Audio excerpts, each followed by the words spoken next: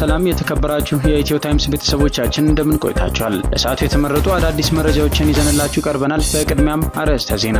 በሌተናል ጄኔራል ታደሰ ወረደ የሚመራውና እንደ አዲስ የተዋቀረው የጊዜያዊ አስተዳደሩ ካቢኔ ዛሬ ባወጣው መግለጫ የምዕራብ ትግራይን ጉዳይ አስመልክቶ ማስጠንቀቂያ ሰጥቷል። መግለጫው የአማራ ብሮድካስቲንግ ኮርፖሬሽንንና የኢትዮጵያ ፕሬስ ድርጅትን እንዲሁም በሸራተን አዲስ ሆቴል ለጎንደር ልማት በሚል በቀጥታ የተሰራጨ የገቢ ማሰባሰቢያ ፕሮግራም ላይ የተባሉ ጉዳዮችን አንስቶ ሀሳብ ሰጥቷል። ዝርዝሩን አዘጋጅተናል። የሁለተኛ ክፍል ተማሪዋን ለምን የቤት ስራ አልሰራሽም ብላ ልጅቷን በተማሪዎች እጇን አስይዛ ሽንቷ እስኪያመልጣት ድረስ ከፍተኛ ድብደባ የፈጸመችባትን መምህር የአዲስ አበባ ከተማ አስተዳደር ትምህርት ቢሮ ከእውቀት እናት የማይጠበቅ ተገቢ ያልሆነ ቅጣት የፈጸመች መምህርት መሆኗን በመግለጽ ከስራ በማገድ በህግ ጥላ ስር እንድትውል ማድረጉን ገልጿል። ተጨማሪ አለን። ከወደ ፋኖ የደባይ ጮቄ ብርጌድ የህዝብ ግንኙነት ኃላፊ ፋኖ መምህር ኃይለማርያም ክበር የደባይ ጮቄ ፋኖ የልምድ ልውውጥ ማድረጋቸውን ገለጸ። በተደረገው የልምድ ልውውጥም የአማራ ፋኖ በጎጃም ከፍተኛ አመራር የሆኑት የቆየ ሞላና 50 አለቃ ታዬ እንዲሁም ሌሎች አመራሮች የተገኙ ሲሆን ተራ በተራ መልእክቶቻቸውን አስተላልፈዋልም ተብሏል። ሙሉ ዘገባውን ይዘን ቀርበናል። በእስራኤል የተከሰተውን ለመቆጣጠር በጣም አስቸጋሪ የሆነና በሰዓት 60 ማይል ፍጥነት የሚጓዝ ከባድ ሰደድ እሳትን ተከትሎ እስራኤል የዓለም አቀፉን ማህበረሰብ ድጋፍ መጠየቋ ተሰምቷል። እሳቱ በርካታ መንገዶች እንዲዘጉና ነዋሪዎች እንዲፈናቀሉ ምክንያት መሆኑም ተገልጿል። ሌላኛው መረጃችን ነው። ሩሲያና ሰሜን ኮሪያ ተፈጥሯዊ ድንበራቸው በሆነው የቱመን ወንዝ ላይ ከአንድ ዓመት ተኩል በኋላ የሚያልቅና የሩሲያ ኮሪያ የሁለትዮሽ ግንኙነትን ወደ ላቀ ደረጃ የሚያሸጋግር ፕሮጀክት እንደሆነ የተወራለትን ሁለቱን ሀገራት የሚያገናኛቸውን የመጀመሪያውን የድልድይ መንገድ መገንባት መጀመራቸው ተሰምቷል። ዝርዝሩን የምናስደምጣቸው ይሆናል። ውድ የኢትዮ ታይምስ ቤተሰቦቻችን እነዚህንና ሌሎችም ያልተሰሙ አዳዲስ መረጃዎችን ለማድመጥ እስከ መጨረሻው ድረስ ላይክ፣ ሼር እና ሰብስክራይብ በማድረግ አብራችሁን እንድትቆዩ በአክብሮት እንጋብዛለን።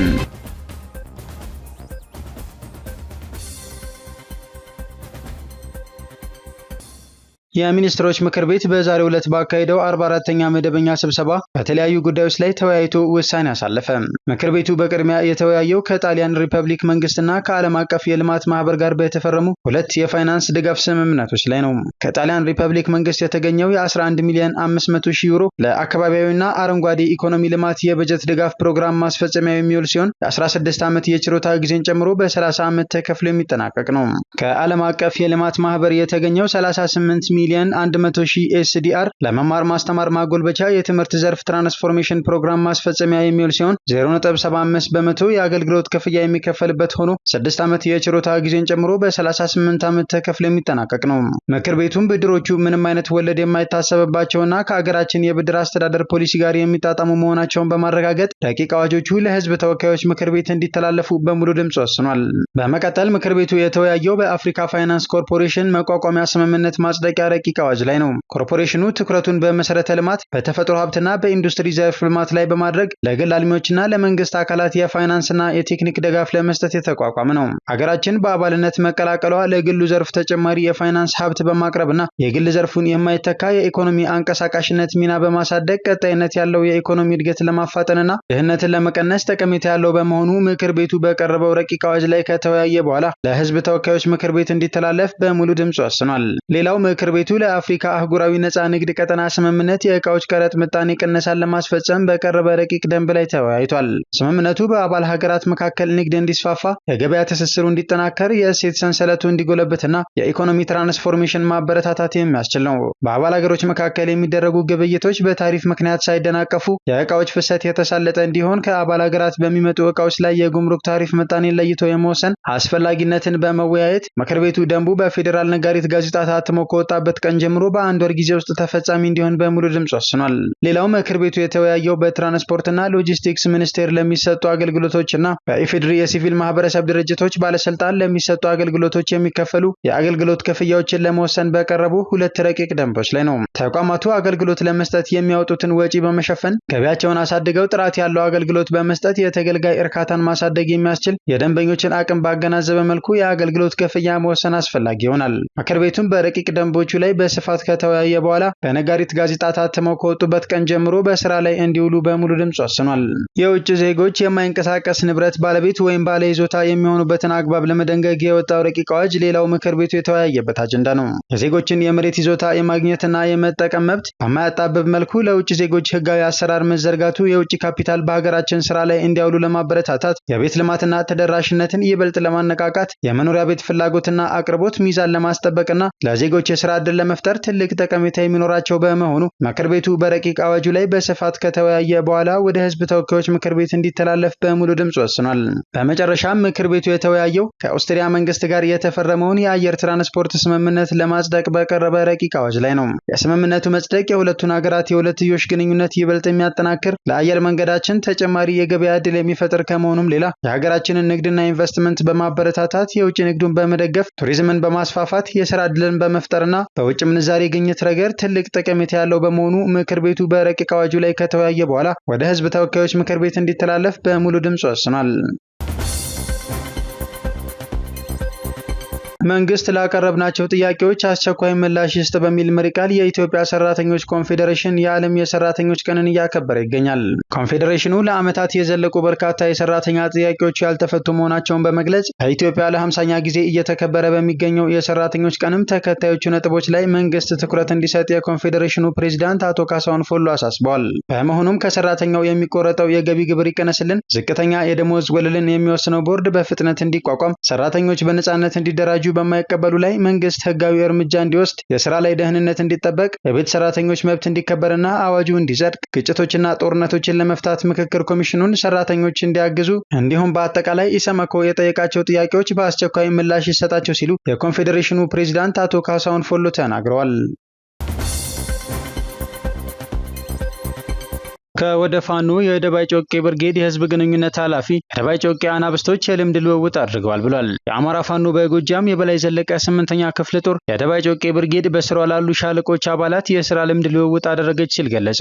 የአማራ ፋኖ በጎጃም የበላይ ዘለቀ 8ኛ ክፍለ ጦር ደባይ ጮቄ ብርጌድ በአማራ ፋኖ በጎጃም የአደረጃጀት መዋቅርን መሰረት በማድረግ በዋነኛነት ሁለቱንም ዋና ዋና የአደረጃጀት ክንፎች ማለትም ህዝባዊ የአደረጃጀት ክንፍና ወታደራዊ የአደረጃጀት ክንፉን በጋራ በመሰብሰብ መወያየትና መመካከል ችለዋል ተብሏል።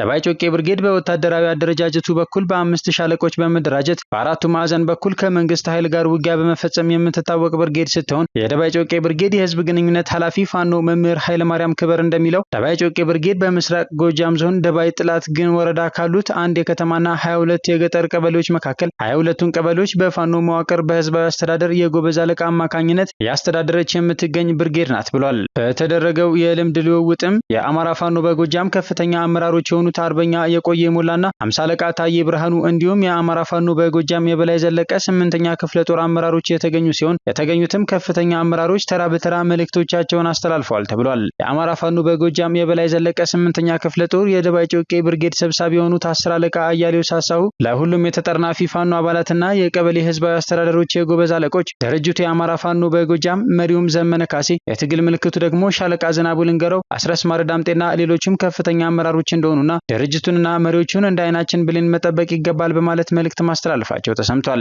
የአማራ ፋኖ በጎጃም ቀጠናዊ ትስስር ኃላፊ የሆኑት የቆየ ሞላ በላይ ዘለቀ 8ኛ ክፍለ ጦርን ሞዴልና ተወዳዳሪ ለማድረግ ጠንክረን እንሰራለን በማለት የጀመሩ ሲሆን ደባይ ጮቄ ብርጌድ የፋኖ መዋቅር ከተጀመረ ጀምሮ እስካሁን ድረስ ላለው የአማራ ህዝብ ተጋድሎ የዚች ብርጌድ አስተዋጽኦ በጣም ከፍተኛ እንደሆነና የአማራ ፋኖ በጎጃም ከሚመካባቸው ብርጌዶች ደባይ ጮቄ ብርጌድ አንዷ መሆኗን በመግለጽ ለዚህም በአማራ ፋኖ በጎጃም ስም ምስጋናቸውን አቅርበዋል። አያይዘውም ብርጌዷ አሁን ካለችበት ጥንካሬ የበለጠ ጠንክራ በመስራት በቀጣይ ላሉት ግዳጆች ራሷን እንድታዘጋጅ በአጽንኦት መልእክታቸውን አስተላልፈዋል ተብሏል። ዘገባው የደባይ ጮቄ ብርጌድ የህዝብ ግንኙነት ኃላፊ ፋኖ መምህር ኃይለማርያም ክበር ነው።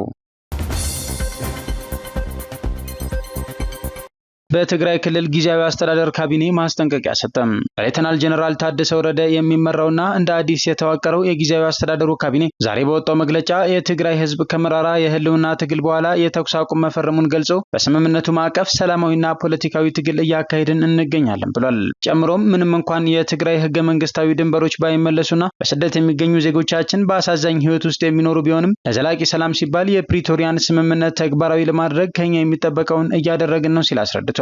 ሲቀጥልም ነገር ግን አንዳንድ የፌዴራል መንግስትና የክልል ሚዲያዎችና ኮሚኒኬሽኖች ምዕራብ ትግራይን የፕሪቶሪያን ስምምነትና ህገ መንግስቱን በመጣስ የአማራ ክልል አካል አድርገው ደጋግመው መልእክት እያስተላለፉ ነው ያለው መግለጫው እንደ ምሳሌ ሚያዝያ 8 ቀን 2017 ዓ.ም የአማራ ብሮድካስቲንግ ኮርፖሬሽን የተከዜ ትውልድ የተከዜ ዘብነቱን በተግባር ማሳየት ይጠበቅበታል የሚል ዘገባ ማቅረቡንና ሚያዝያ 1 ቀን ደግሞ የኢትዮጵያ ፕሬስ ድርጅት በትግረኛ ባሰራጨው ዘገባ የጎንደር ሁመራ መንገድ ፕሮጀክት ጥገና መጀመሩን በተመለከተ ሁመራን የአማራ ክልል አካል አድርጎ ማስተላለፉን አስረድቷል። በተጨማሪም ሚያዝያ 20 ቀን 2017 ዓ.ም በሸራተን አዲስ ሆቴል ለጎንደር ልማት በሚል በቀጥታ የተሰራጨ የገቢ ማሰባሰቢያ ፕሮግራም መከናወኑን አንስተዋል። በዚህ ፕሮግራም ላይ በወልቃይት ጠገዴ ሰቲት ሁመራ ስም የበጎ አድራጎት ድጋፍ መደረጉን የጠቀሰው መግለጫው ሲቀጥልም ይህም ምዕራብ ትግራይ የአማራ ክልል አካል ነው የሚለውን መልእክት ለማስተላለፍ የተደረገ ሴራ ነው ብሎታል።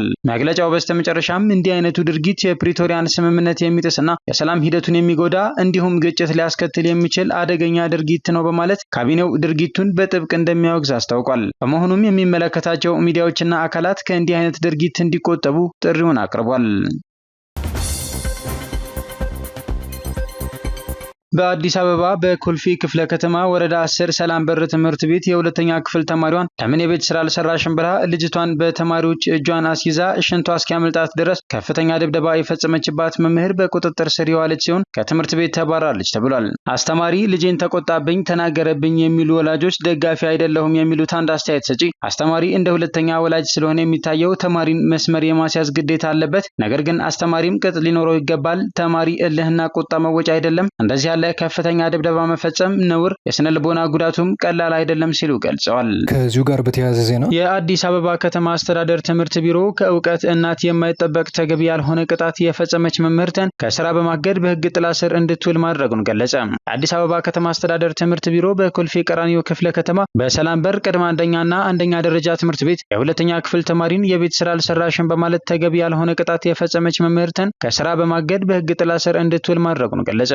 ትውልድን መቅረጽ የነገ ሀገር ተረካቢ ተተኪ ዜጋን ከመፍጠርና ከቀለም እናት ከመሆን ባለፈ ከእናት የማይጠበቅ ያለንበትን ዘመንና ወቅት የማይዋጅና የማይመጠን መሰል ድርጊት መፈጸም ተገቢ ያለመሆኑን የገለጸው ቢሮ ድርጊቱ እንደተፈጸመ ጥብቅ ክትትል በማድረግ ወዲያውኑ የማጣራት ስራዎች እንዲሰሩና መምህርቷ በሕግ ከለላ ውስጥ እንድትሆን መደረጉን በመግለጽ ጉዳዩን በሕግ አግባብ እንዲታይና ፍትህ እንዲያገኝ በትኩረት እየሰራ ይገኛል በማለት አክሎ አብራርቷል። ጉዳቱ የደረሰባት ተማሪንም በሚመለከት ሕክምና አግኝታ በጥሩ የጤንነት ሁኔታ ላይ የምትገኝ ሲሆን በነገው ዕለትም ትምህርቷን የምትጀምር ይሆናል በማለት ዛሬ በወጣው መግለጫ ገልጿል። ትምህርት ቢሮ መሰል ችግሮች እንዳይፈጸሙና ለሌሎችም ትምህርት እንዲሆን ይህንን እርምጃ እንደወሰደ ገልጾ በሕግ አግባብ የሚሰጠውን ውሳኔም ተከትሎ በቀጣይ የሚያሳውቅ መሆኑን አብራርቷል።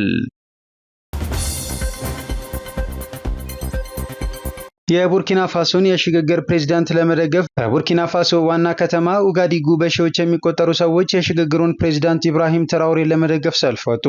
ሰልፈኞቹ ፊሽካ እየነፉ የዩናይትድ ስቴትስ የአፍሪካ ጦር መሪ ጀነራል ሚካኤል ላንግሌ በሰጡት አስተያየት ላይ ቁጣቸውን ገልጸዋል። ከአደባባይ ለድጋፍ የወጡት ሰልፈኞች ቡርኪና ፋሶ በማንም ላይ አትደገፍም፣ ነገር ግን ዘረፋን አንታገስም ብለዋል። ጀነራሉ የዩናይትድ ስቴትስ የአፍሪካ ጦር መሪ ጀነራል ሚካኤል ላንግሌ ውሸታም ነው፣ እኛ ራሳችን በራሳችን ሁሉን መወሰን እንችላለን፣ ሀብታችንን በፈለግን ጊዜ እንጠቀማለን፣ ለፈለግነው እንሸጣለን ብለዋል። ሰልፈኞቹ ካፒቴን ትራውሬን ለማጥፋት ከፈለጉ መጀመሪያ ህዝቡን ማጥፋት አለባቸው ብለዋል።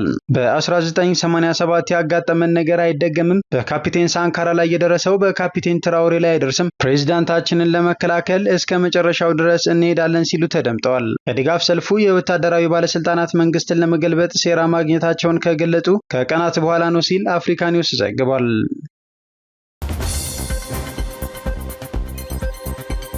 እስራኤል ያጋጠማትን ከባድ ሰደድ እሳት ተከትሎ የዓለም አቀፉን ማህበረሰብ ድጋፍ ጠየቀች። እስራኤል ከኢየሩሳሌም አቅራቢያ ያጋጠማትን ከባድ ሰደድ እሳት ተከትሎ የዓለም አቀፉን ማህበረሰብ ድጋፍ ጠይቃለች። ከኢየሩሳሌም በቅርብ ርቀት ላይ የተከሰተው ከባድ ሰደድ እሳት መዛመቱን ተከትሎ ነዋሪዎች አካባቢያቸውን ለቀው እንዲወጡ መደረጉ ተገልጿል። እንዲሁም በሰደድ እሳቱ የተነሳ በርካታ መንገዶች እንዲዘጉ መደረጉ ተነግሯል። ባለው ከባድ የአየር ጠባይና በኃይለኛ ነፋስ ታግዞ እየተዛመተ የሚገኘውን የሰደድ እሳት ለመቆጣጠር የእሳት አደጋ ሰራተኞች ጥረት በማድረግ ላይ መሆናቸውን ሲኤንኤን ዘግቧል። የእስራኤል መከላከያ ሚኒስቴር ሀገሪቱ ብሔራዊ የአደጋ ጊዜ ላይ መሆኗን ገልጾ የሰደድ እሳቱን ለመከላከል የዓለም አቀፉን ማህበረሰብ ድጋፍ ጠይቋል። የተከሰተው የሰደድ እሳት ምናልባትም በታሪክ ትልቅ የሚባል መሆኑን የገለጹት የኢየሩሳሌም ግዛት የእሳት አደጋ ዲፓርትመንት ኮማንደር ሸሙሊክ ፍሬድማን የሰደድ እሳቱ በሰዓት 60 ማይል ፍጥነት የሚጓዝ በመሆኑ የበለጠ እንዳይዛመት አስጊ አድርጎታል ብለዋል።